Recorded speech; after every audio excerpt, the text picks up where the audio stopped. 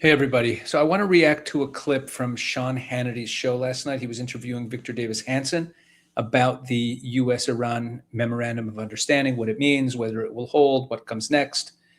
And Victor Davis Hanson is, of course, one of the smartest analysts out there, and he makes some excellent points. But there are a few places where I would like to stop, push back a little bit, maybe add some things, add some context that I think might be getting missed in the shuffle here. So let's get right to it.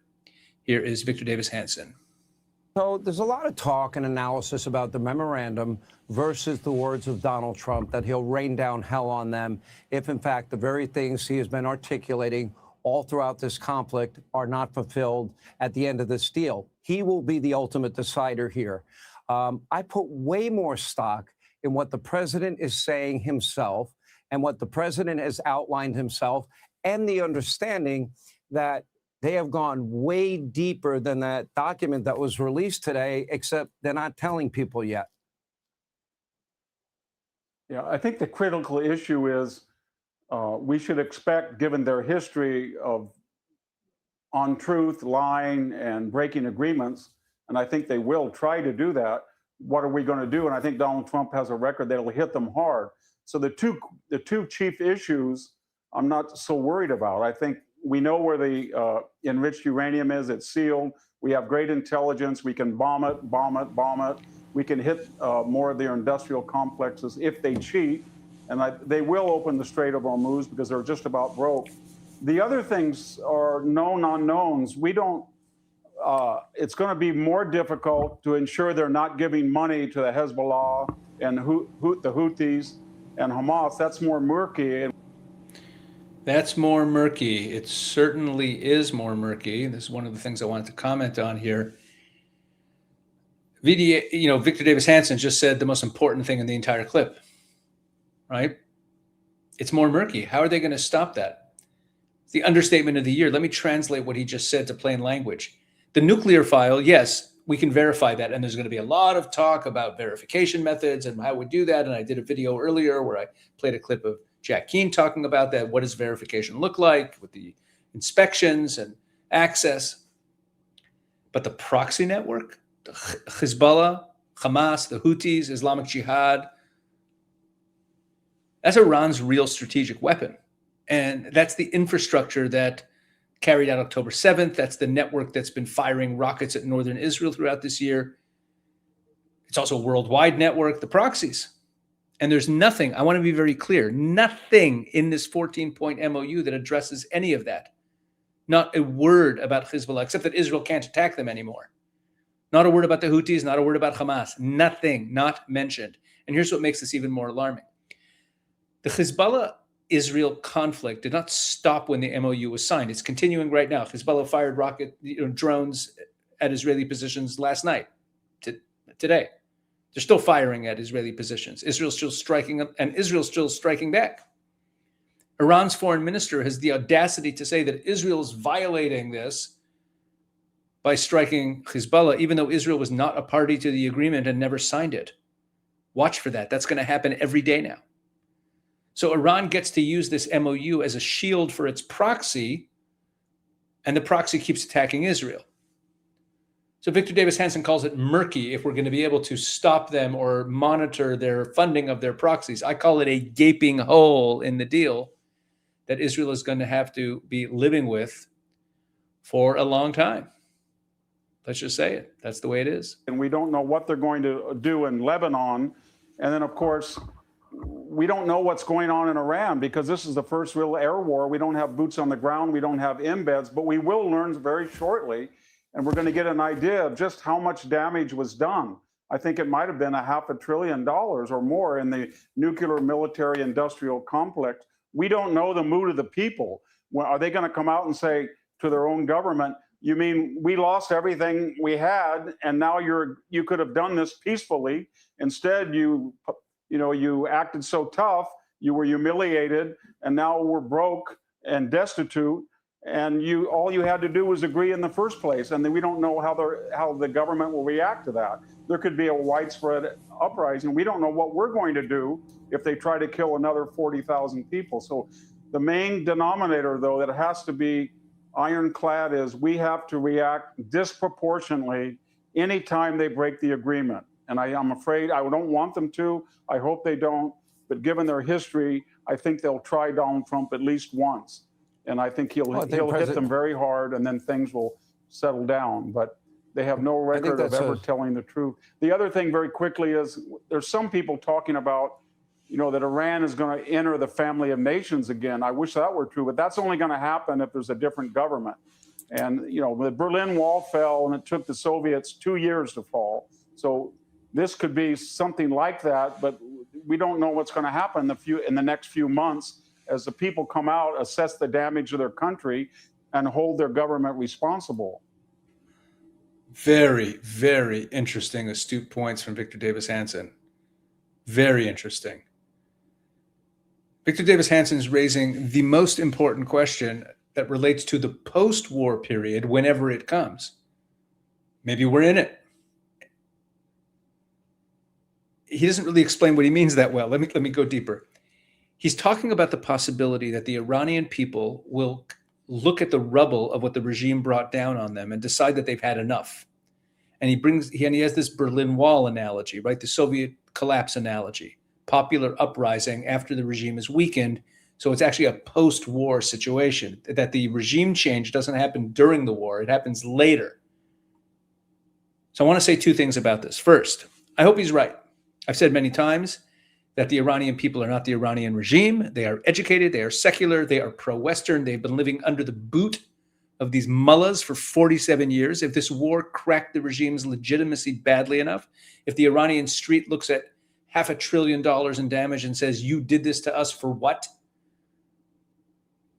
There's a genuine possibility that happens, and it would be the best possible outcome of this entire thing.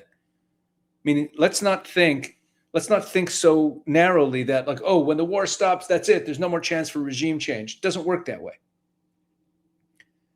But, and this is where I have to be blunt, the memorandum of understanding that was just signed has formally closed the door on American support for that outcome. That's the key here. That's the sad part. They're negotiating with the regime, with the people who slaughtered and oppressed the Iranian people. Paragraph 2 of this memorandum states that the U.S. and Iran undertake to respect each other's sovereignty and territorial integrity and to refrain from interfering in each other's internal affairs. That is a call. I'll tell you what that is. In terms of war objectives and what each side wants, that's Iran making the United States commit that they're not going to pursue regime change. It's not just that the Americans haven't decided if they really want it. We'll get into that more a little bit later in this interview. But the United States just signed a document promising not to interfere in Iran's internal affairs. Does that mean that they can't give any help whatsoever to the people who are in the streets protesting? If it comes to that, they're not allowed to step in and assist them. That means that they can't give them air cover if the Basij and the IRGC start slaughtering them. They can't interfere in Iran's internal affairs. And Trump said publicly at the G7 that, quote, he never cared about regime change anyway. So if the Iranian people do rise up, and God willing they will, they'll be doing it without American backing against a regime that just pocketed $300 billion in reconstruction funds and sanction relief. Victor Davis Hanson's Berlin Wall scenario is possible, but America just signed away its ability. It just committed not to help make it happen. That's a strategic decision that has consequences that will outlast this. It'll outlast the administration. No one's raising this issue. I think this is a big deal. All right, let's finish up. There's a little bit more of this interview we're going to watch. One more segment of it. And that'll be very interesting to see what they do.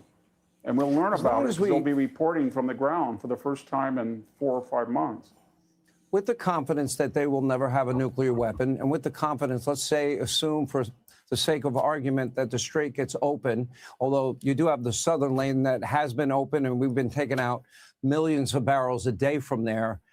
Assuming those two things take place, Victor Davis Hanson, that means we have the nuclear equation under control, which has always been the president's main goal. It's never been about regime change, although some seem to want to argue it never was.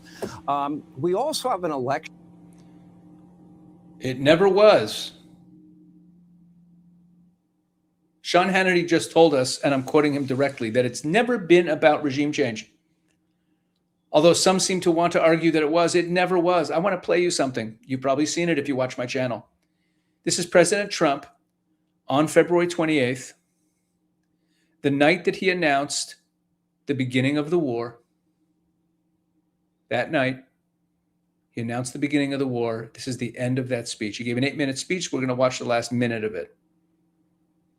Finally, to the great, proud people of Iran, I say tonight that the hour of your freedom is at hand. Stay sheltered. Don't leave your home. It's very dangerous outside. Bombs will be dropping everywhere. When we are finished, take over your government. It will be yours to take. This will be probably your only chance for generations. For many years, you have asked for America's help, but you never got it. No president was willing to do what I am willing to do tonight. Now you have a president who is giving you what you want. So let's see how you respond. America is backing you with overwhelming strength and devastating force.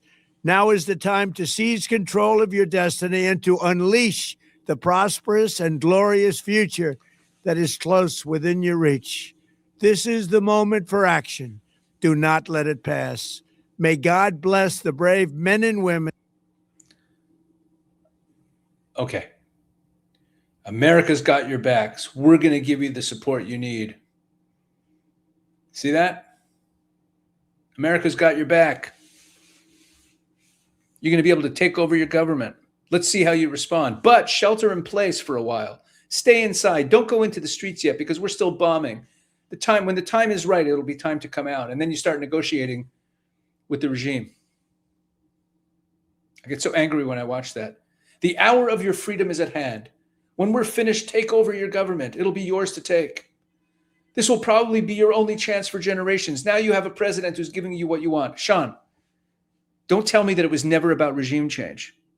That is President Trump, the night he launched the war, explicitly calling on the Iranian people to overthrow their government. Right before that, in that same speech, he calls on the IRGC, the Islamic Revolutionary Guard Corps, to lay down their weapons or face certain death. He was calling for regime change. That's the regime. The IRGC is the regime. It's the textbook definition of regime change. Not that the U.S. is going to go in and impose a regime, but that they're going to bring it down. That's what he said. He said he'd give them cover. We have your back. They can't rise up if the regime still has all the weapons and the U.S. is negotiating with them.